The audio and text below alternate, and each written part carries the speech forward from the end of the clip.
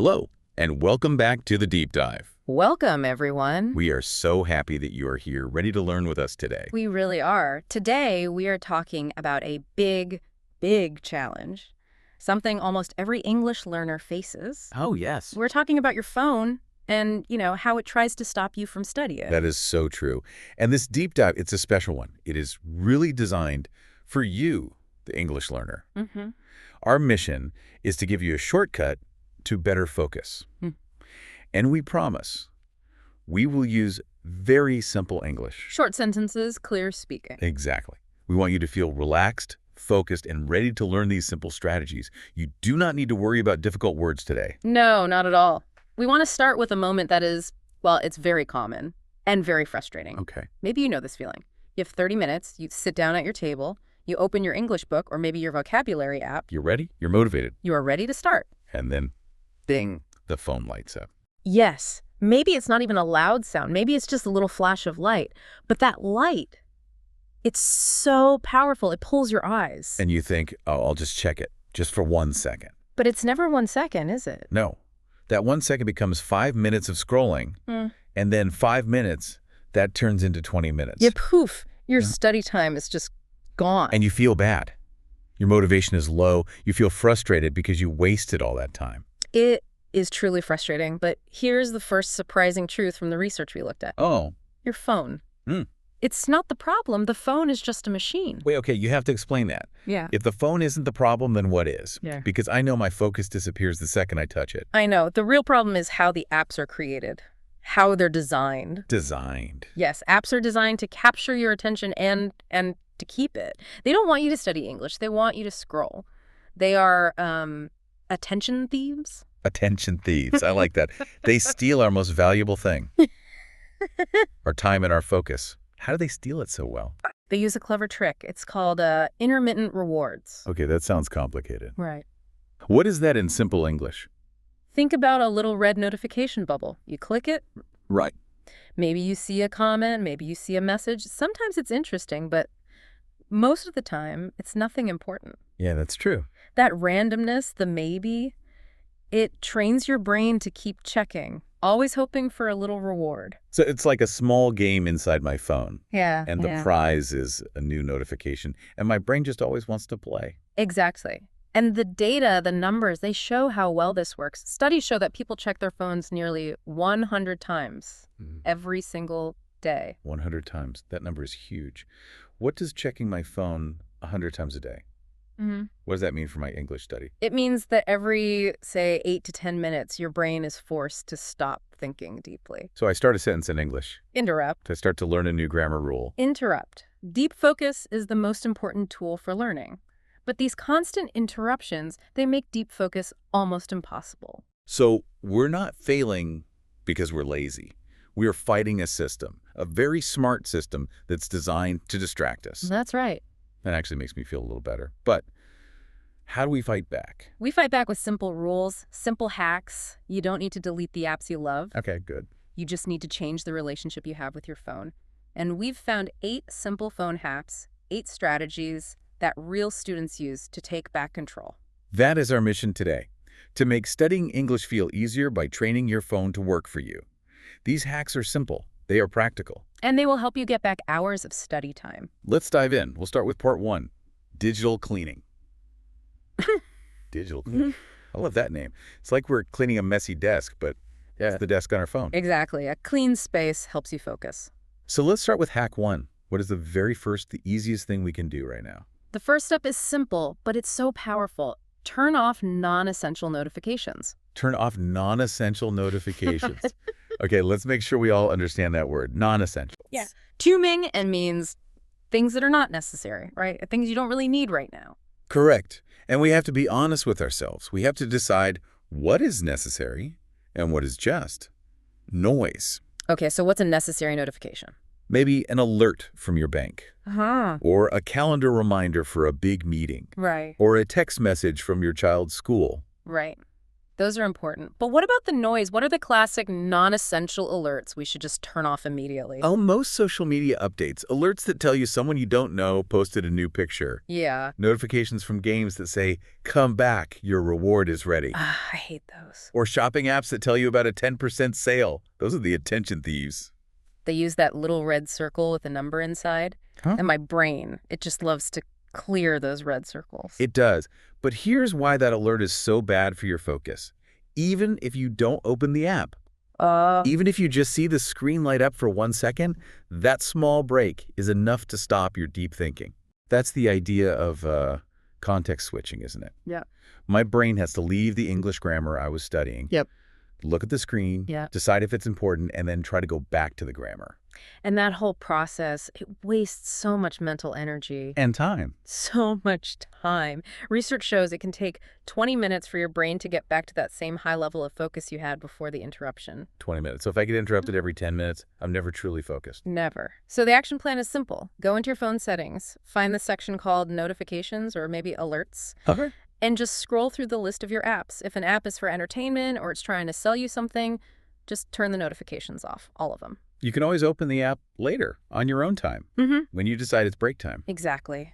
You are in control. I found that when I turned off the notifications for my news app, I felt so much calmer. I still read the news, but I read it at 7:00 p.m. Not every time a new article popped up. It gave you peace, and peace is the key benefit of Hack 1. When your phone is quiet, your brain is calmer. It's ready for serious English study. So a little challenge for you listening. Pick 5 apps right now. Just name them in your head. Later today, go to your settings and turn off those alerts. You will notice the difference right away. Now, once we've controlled the noise coming in, we can move to Hack 2. This is a very powerful tool you already have on your phone. Okay. Hack 2 is using airplane mode or do not disturb.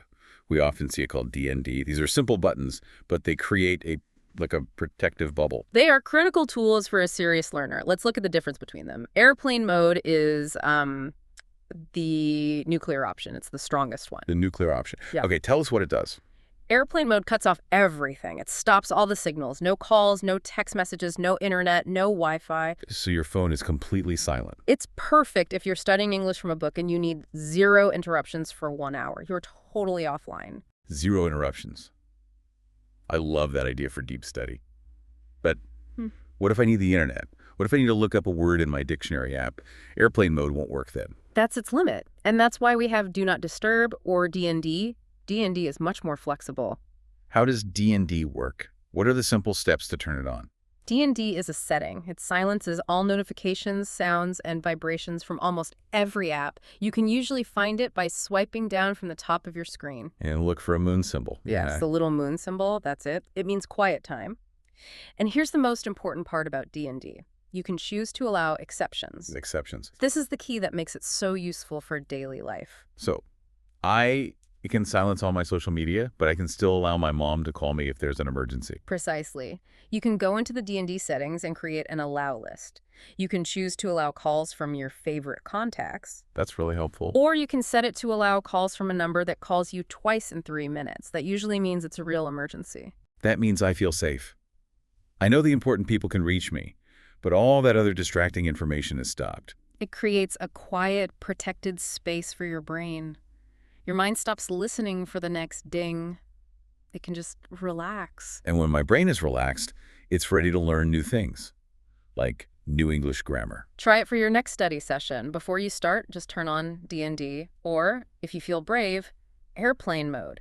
You will feel how much faster your mind can work. Okay, so Hack 2 is about building a boundary around your time. What's Hack 3? Hack 3 is about building a boundary around your space, your digital space. It's time to clean up your home screen. Cleaning the home screen? This seems like a small thing, but I think this is where a lot of people get into trouble. Why is the home screen so important? We call the home screen the front desk of your brain. The front desk of my brain. I like that. When you pick up your phone, your brain sees everything on that front desk. So if the first thing I see is that colorful Instagram icon or the red YouTube logo, my brain immediately thinks, oh, distraction is an option.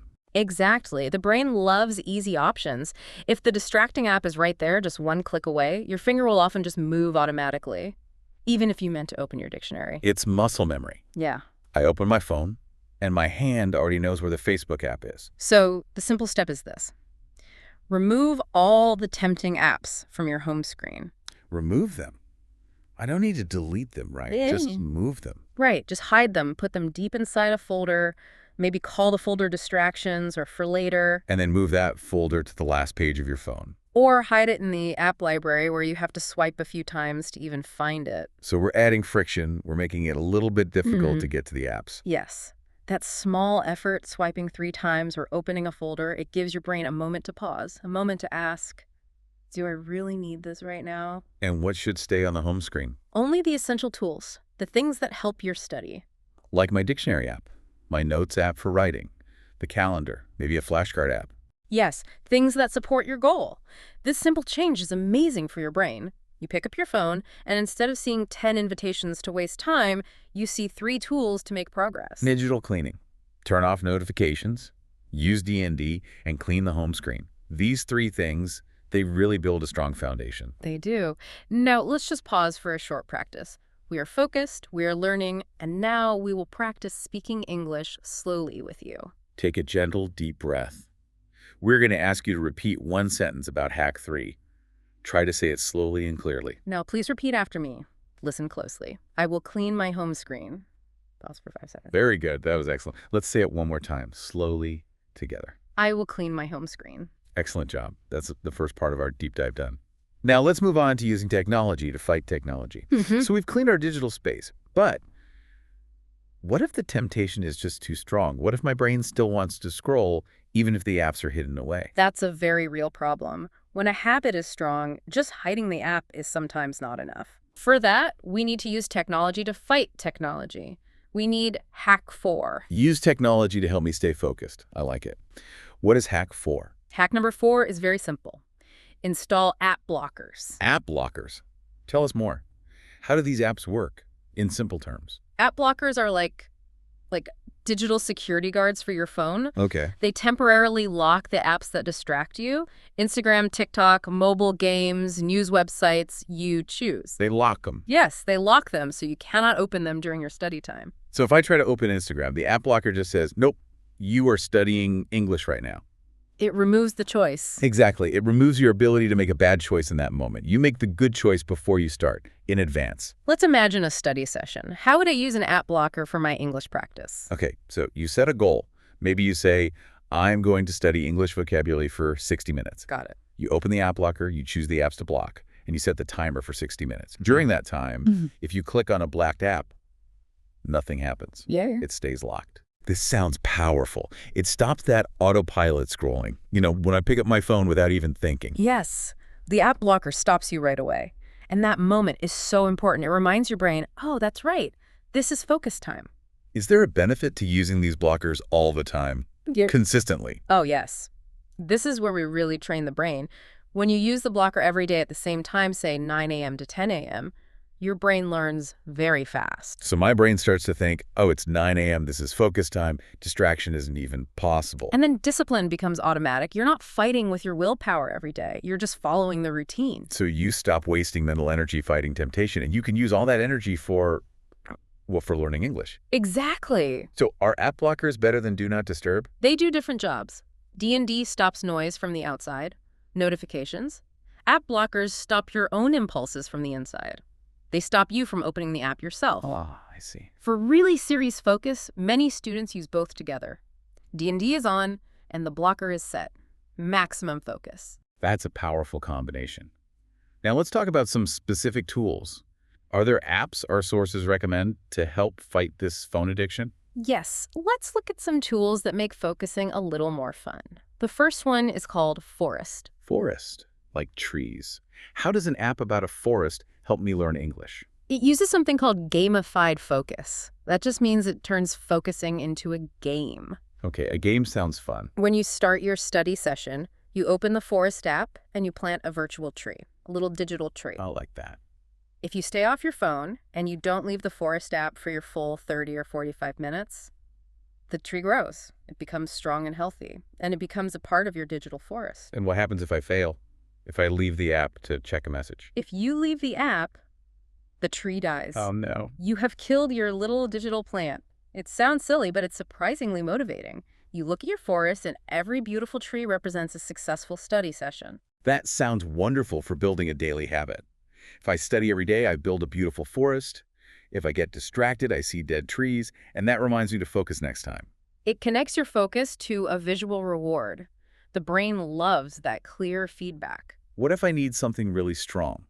What if I'm working on a big English project, and I need hours of total unbreakable focus? For those really important moments, there is a tool called cold turkey. Cold turkey. The name sounds serious. It is. It's a very strong, powerful blocker. It's famous for blocking not just apps, but also specific websites or even your entire internet browser. Wow, the entire browser. Yes. You can tell it block YouTube and Reddit from 1 p.m. to 4 p.m. And during that time, those sites are just gone. You cannot reach them. So that closes the little loophole where I say, okay, I won't use the Facebook app, but I'll just check Facebook in my phone's browser. Exactly. Cold turkey closes all those little holes in your focus strategy. It's perfect for when you need to be really serious. So we have cleaning, we have D&D, and we have these app blockers like Forest or Cold Turkey. It's smart to use tech to fight tech. It is. Now let's pause for our second mini practice. We are building focus, and now we will practice speaking English slowly and clearly. Take a breath and get ready to repeat a sentence about using these technology tools. Listen closely and please repeat this sentence after me. App blockers help me focus. Pause for 5 seconds. That's great. You said it very clearly. Let's say it one more time slowly. App blockers help me focus. Excellent. They really do help us focus. Now let's move to part 3. We are going to look at changing your physical space and your schedule. Okay, we are on to hack 5. And this one is often the simplest solution, but it can be the most powerful for getting immediate results. It is all about physical distance. Distance. Okay, tell us more about hack 5. Why is distance so effective? Hack 5 is this. Create a tech-free study space. A tech-free space. And the action is so simple. Physically remove your phone from your study space. Remove it. You mean like put it where I can't reach it? Yes. If you study at your desk, put your phone in a drawer in your bedroom. If you study in the living room, put your phone in the kitchen. You could even lock it in a drawer. Oh. Or ask a family member to hold it for you until your study time is over. Exactly. This sounds almost too easy, but there's a very important psychological reason it works so well. What's that? It's an idea called cognitive load. Cognitive load. What does that mean in simple English? It's just the amount of thinking energy your brain is using at one time when your phone is sitting right next to your English book. Yeah. Your brain is using a small amount of energy, a part of its cognitive load, to just wonder about the phone. Is it ringing? Should I check it? It's always ready to grab it. So even if the phone is quiet and on Do Not Disturb, just seeing it there uses up my brain energy. Energy that I should be using to learn irregular English verbs. Exactly right. It's the simple idea. Out of sight, out of mind. Out of sight, out of mind. When the phone is in another room, your brain stops spending energy checking on it. And all that energy is immediately free for deeper concentration on your English lesson. So putting my phone far away literally gives me more brain power to study. It does. And you are also creating a focus zone. Your brain learns that when you sit at this specific table, the rule is progress, not procrastination. We're building a study ritual. Sit down, put the phone away, open the book. This ritual trains my mind to switch into study mode much faster every day. Yes. Many students who felt distracted all the time found that this one hack, hack 5, was the single biggest change they made. I have a question. What about modern learners? What if my English textbook is an app on my phone? What if I use my phone for my English lessons? That is a critical question, and there is a solution for that. If you must use your phone to study, you need to use another powerful setting. It's called guided access. Guided access. I've never heard of that. What is it? Guided access is a setting on many smartphones. It locks your phone onto a single app. So you can open your English textbook app, turn on guided access, and your phone will only allow you to use that one app. You can't switch to Instagram, you can't check texts, you can't even leave the app without a special code. That is perfect. It lets me use the tool I need, the study app, but it locks out all the distracting parts of the phone. So hack 5 becomes put the phone away, unless you must use it for study, and then you use guided access. Got it. Now, let's move from space to time. Hack 6 is a very realistic tip. We know you can't just ignore your phone forever. You need boundaries. Boundaries are so important. So hack 6 is about scheduling your phone checks. You, the English learner, control the clock. You decide when to check the phone, not the phone's notifications. How can we do this simply? Let's use the idea from the Pomodoro technique. Here's one example. Okay. Study for 45 minutes. Deep, focused time. Then take a short 5-minute break. In that 5 minutes, you can check your phone. Or a shorter version. Study for 30 minutes, then take a quick 3-minute phone break. This method is so powerful because it works with your brain's natural desire to check things. You aren't fighting the urge completely. You are just delaying it. So you tell your brain, yes, we can check messages, but we check them at the scheduled time, not now. The phone has to wait for me. You are the manager of your time, and this protects your moments of deep focus. That uninterrupted 30 or 45 minutes, that is where real English learning happens. That's when new words move from short-term memory to long-term memory. Exactly. This helps you stay consistent week after week, and that is the true key to fluency. Hack 5 was about distance. Hack 6 is about time. Mastering space and schedule. Right. Now time for mini practice 3. We are focused, we are learning, and now we practice speaking slowly. This sentence is about that tech-free space. Listen closely and repeat this sentence after our expert. I put my phone in another room. Pause for 5 seconds. Wonderful. You are doing a great job. Let's try it one more time, slowly. I put my phone in another room. Excellent. Your English progress starts with small actions, just like that. Let's move to our final 2 hacks in part 4, building new habits. Okay, hack 7. This one is about a very important rule of habits. When you stop a bad habit, like scrolling on your phone, you create an empty space in your routine. An empty space. So if I stop scrolling during my 5-minute break, what do I do instead? My hands feel empty. That's it, exactly. If you don't fill that empty space with something positive and easy, your brain will naturally go back to the old comfortable habit. Yeah. The brain loves what is familiar. So we need to replace the bad habit of scrolling with something good, a positive action that supports our English goals. Precisely. When your scheduled 5-minute break arrives, instead of reaching for the phone to scroll, try one of these small, easy alternatives. Give us some ideas. What are some brain-friendly alternatives for English learners? Okay, alternative 1. Read 1 page of a short, easy English story. It's a quick mental break, but you're still practicing English reading. I like that one. What's that? Alternative 2. Write in your journal just 2 or 3 simple sentences in English about your day or what you just studied. Good for writing practice. Alternative 3. Listen to a short English phrase or repeat a sentence you learned earlier. A quick 60-second listening drill. What about flashcards? Yes. Alternative 4. Review 5 vocabulary flashcards. You're still on your phone, but it's productive, focused phone use. That's a great point. And what if I want to break with 0 screens? Alternative 5. Stand up, take a quick stretch, or do 5 very deep breaths. This refreshes your mind and body before the next study block. These are tiny actions, but they redirect your brain towards healthier routines. They all support your long-term English goals. And this is how real change happens. These tiny positive actions, repeated every day during those little breaks, they slowly become second nature. They become automatic. You are choosing to support your learning in every small moment. It's really powerful. And now for our final hack. Hack 8. This is the last piece of the puzzle. It's about keeping your motivation high every single day. Hack 8. Reward yourself. Why is rewarding yourself so important for focus? It connects to a simple chemical in our brain called dopamine. Dopamine makes us feel good. In the phone, gives us little hits of dopamine every time we get a notification. That's why it's so addictive. Exactly. But those are cheap, random rewards. When you intentionally connect a bigger, better reward to your finished study session, you teach your brain something new. You teach it that the best feeling comes after the hard work is done. Yes. So the rule is very clear.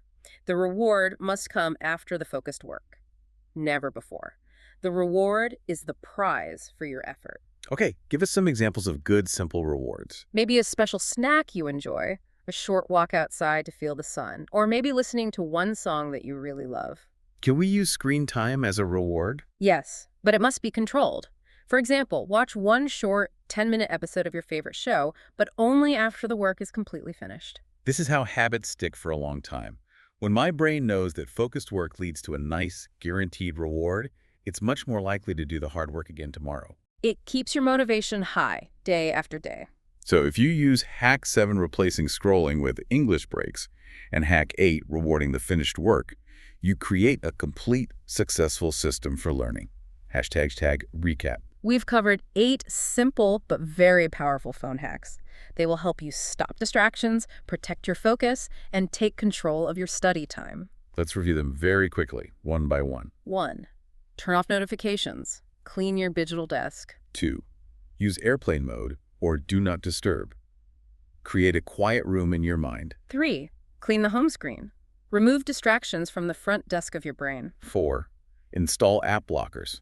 Use tools like Forest to lock apps and remove the choice to scroll. 5. Put the phone away. Use distance. Out of sight, out of mind. 6. Schedule phone checks. Control your time. The phone waits for you. 7. Replace bad habits. Fill your breaks with small, positive English activities. And 8. Reward yourself. Give your brain a prize after the work is done to build motivation. These hacks are simple steps, but they are incredibly effective when you use them. You will stop feeling so frustrated, and you'll start feeling more confident and productive on your English journey. #tag outro.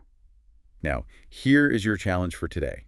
You don't need to do all 8 hacks at once. That's too much. Just pick one. Pick just one hack from today, the one that sounded the easiest or the most helpful for you, and try it today. And if you're feeling very motivated, maybe pick 2 or 3 to combine.